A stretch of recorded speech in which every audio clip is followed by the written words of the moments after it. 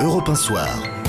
Europe 1, 19h19, c'est le duel d'Europe 1 Soir que vous arbitrez, Nicolas Poincaré. Ce soir, Laurent Neumann de Marianne face à Étienne Gernel du Point. Et on va parler de Nicolas Sarkozy qui intervient dimanche soir à la télévision à 20h15 sur 6 chaînes en même temps. Alors pour dire quoi, comment, à votre avis, peut-il rebondir après cette semaine où on n'a pratiquement parlé que de François Hollande? Laurent Neumann, est-ce que vous pensez que c'est une émission capitale déjà pour lui?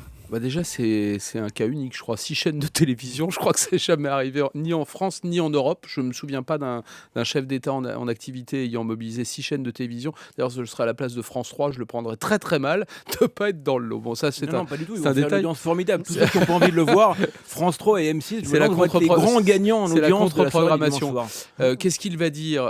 On a une petite idée. D'abord, il est en train de voir comment il peut essayer de modifier une énième fois son image. Ça a commencé avec les confidences qu'il a faites à quelques journalistes. Si je fais mon mea culpa, si je reconnais que l'affaire de l'EHPAD, mon comportement personnel, mes vacances en Jordanie, le Phuket, j'en passe et des meilleurs, si je reconnais que je me suis trompé, peut-être que je vais reprendre ma place dans le cœur des Français. Premier point. Deuxième point, je suis le capitaine courage. Jusqu'au dernier moment, je vais gouverner à la Churchill. J'ai 80 jours pour faire mes preuves. Et donc, dimanche soir, logiquement, il va annoncer un certain nombre de choses. Le problème, c'est que les mesures qu'il s'apprête à annoncer, nous dit-on à l'Élysée, sont des mesures plutôt impopulaires. La TVA sociale, il est question de flexibilité du travail. À quelques encablures de l'élection, ça risque de radicaliser son opposition, car même à l'intérieur de sa propre majorité, ces questions, flexibilité du travail et surtout TVA sociale, ne font pas l'unanimité. Donc c'est un peu compliqué ce qui se présage. Étienne En Gernel. même temps, il est obligé de faire ça, puisque François Hollande, qui était parti à l'été dernier sur une ligne très réformiste au PS, on parlait beaucoup de la dette, et finalement il sort un programme où il y a essentiellement des hausses d'impôts et pas une seule économie. Donc il a intérêt à jouer, lui, la carte de celui qui fait le boulot, qui est sérieux, etc. Donc il a intérêt à le faire. Alors évidemment, ça va être des mesures en 80 jours. Ça va pas être des mesures, elles vont pas être prises, les mesures. Tout le monde sait bien qu'en politique, ça prend du temps si on veut faire passer des lois. Il y a beaucoup de choses en plus qui nécessitent l'accord de Bruxelles. C'est compliqué. Donc ça va être un programme de candidat et non pas d'un réformateur jusqu'au bout. On va pas se Même tromper. sur la TVA sociale, parce qu'on avait laissé entendre que la TVA sociale, on pouvait la mettre en œuvre de façon accélérée.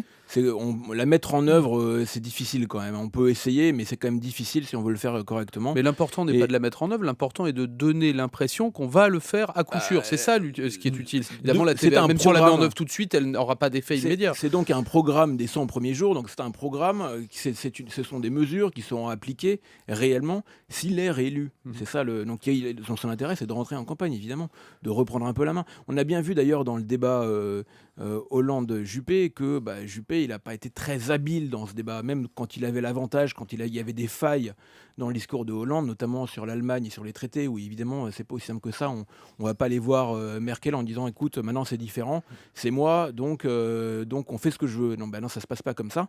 Mais même sur ce thème-là, on a bien vu que Juppé avait du mal à mettre Hollande en difficulté. Mais il n'est Donc, pas le premier, Étienne. Il y a quelques jours, vous vous en souvenez, Monsieur Le Maire, ministre de l'actuel gouvernement, avait commencé à évoquer le mot d'échec. Reconnaissons que nous n'avons pas réussi sur tout. Alain Juppé, hier soir, face à François Hollande, ne disait pas autre chose. Nous avons fait des choses bien. C'est vrai que nous avons rencontré un certain nombre d'échecs, des choses que nous n'avons pas réussi. Ça y est. Et ils se sont même mis dans la tête, peut-être, que Nicolas Sarkozy ne serait pas réélu. Moi, ce qui me frappe dans la séquence que l'on vient de vivre, là, cette fameuse séquence confidence, le côté un peu Mireille Dumas, c'est qu'au fond... Alors, il faut expliquer, ce sont des confidences qui ont été faites le week-end dernier en Guyane et qui ont été distillées au fur et à mesure de la semaine par la presse, notamment par Le Monde aujourd'hui qui revient sur le mea culpa. Voilà, alors je comprends l'idée. Ce qui m'étonne, c'est qu'au fond, il a rechangé, puisqu'il nous avait dit qu'il ne nous parlait plus de lui, qu'il était de nouveau présidentiel. Vous vous souvenez de tous les efforts qu'il a dû faire pour se représidentialiser. Et là, tout à coup, qu'est-ce qu'il nous dit? Si je suis battu, je ne ferai plus de politique, vous ne me verrez plus, je travaillerai, je gagnerai de l'argent, mon bonheur. L'importance à ce genre de choses, parce que visiblement, il y a quand même des je crois motifs que qu'il ça est encore frappe les gens. Je crois qu'il que est c'est encore motivé, qu'il est encore... Finalement, le seul qui puisse sauver Sarkozy, c'est lui. Il faut qu'il rentre dans la campagne. S'il veut s'en sortir, qu'il se batte, parce que visiblement, autour de de lui, les autres, ils n'ont pas ni le même charisme, ni la même capacité Oui, d'adaptation. un détail ni près, la Étienne, même- c'est que nous, ni dans la ce même studio, force. on est sûr qu'il va être candidat. Hein, je suis sûr que si je vous demande, vous allez me dire oui, il va être candidat. Bah, oui, Simplement, ouais, quand ça me- vous vous j'ai promenez, pas quand vous beaucoup vous de doute promenez là-dessus. en France, que je fais un tout petit peu, vous voyez que les gens doutent. Ils se demandent. Tant qu'il n'a pas dit qu'il était candidat, il y a un doute. Tout est mauvais. Les sondages sont mauvais, les chiffres sont mauvais, Hollande est bon, et donc les gens se disent mais bon sang, il va y aller ou il va pas y aller? Il y a un doute. Nous, on croit savoir. Nous, on dit sans cesse à ce micro, mais oui, évidemment. D'ailleurs, s'il n'y va pas, qui irait à sa place? Mais je vous assure qu'il y a encore un doute. Donc peut-être que dimanche ça veut soir, rien dire, parce peut-être Philippe que dimanche Séguin soir, il avait donnera un abandonné signe. une campagne pour les européennes sans se préoccuper de savoir qui irait à sa place. Mais non, la question, elle n'est pas là. La question, c'est comment il peut se relancer. Et évidemment, la seule manière, parce qu'on sait bien que c'est un combattant, qu'il est très très fort dans une campagne, Nicolas Sarkozy. Comme président, il a du mal à se refaire une popularité. Je pense que c'est ce qu'il espérait, c'est d'essayer de se refaire une popularité comme président et d'être candidat après. Je pense qu'il est quand même condamné à être candidat d'abord, et à un point c'est tout. Et c'est vrai que dans le combat, le corps à corps, si je puis dire, le duel avec Hollande, il a une chance parce qu'il est quand même assez fort. Tout le monde sait très bien, tout le monde connaît ses qualités de débatteur, ses qualités oratoires, tout le monde connaît son punch, son imagination. Il est capable d'inventer des choses pour le meilleur et pour le pire. Hein. Mais finalement, tant qu'il ne sera pas rentré, lui, vraiment dans la bagarre, je ne vois pas comment ça peut s'inverser. Donc dimanche soir, vous nous dites qu'il y aura une annonce, c'est la TVA sociale. Et pour le reste, sans doute. Et des chances, je oui. pense qu'il va donner quelques indications. Il va essayer de faire comprendre, sans le dire, qu'il est déjà en campagne, qu'évidemment, il sera candidat. Il ne pourra pas le dire. C'est trop tôt. Il y a un calendrier. C'est pour dans quelques semaines, un petit mois maintenant.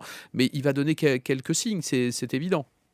Et sur le duel d'hier soir, votre sentiment à tous les deux, qui a gagné, Alain Juppé, François Hollande, Étienne Jernal? Je pense que Hollande est beaucoup plus agile et a su renverser des situations, y compris d'ailleurs quand il était en difficulté sur le fond, comme sur l'histoire de l'Allemagne, et que Juppé s'est révélé ce qu'il a toujours été, c'est-à-dire un peu raide, un peu agressif par moments inutilement, et finalement Hollande s'en tire mieux, de toute évidence.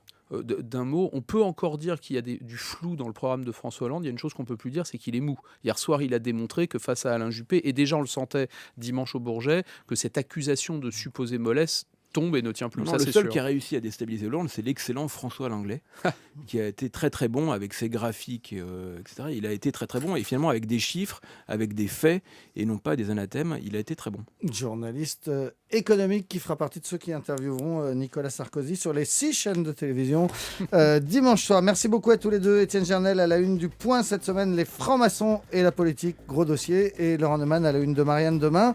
Élysée, panique à bord, ça on vient d'en parler, mais aussi un gros dossier sur les 8 millions de Français qui vivent avec moins de 1 000 € par mois. Grande enquête. Merci. Dans un instant, nous allons évoquer dans les récits d'Europe 1 Soir le grand retour de Musicorama sur Europe 1. Vous savez, ce sont ces concerts en direct qui ont fait les beaux jours d'Europe 1 de 1956 jusqu'à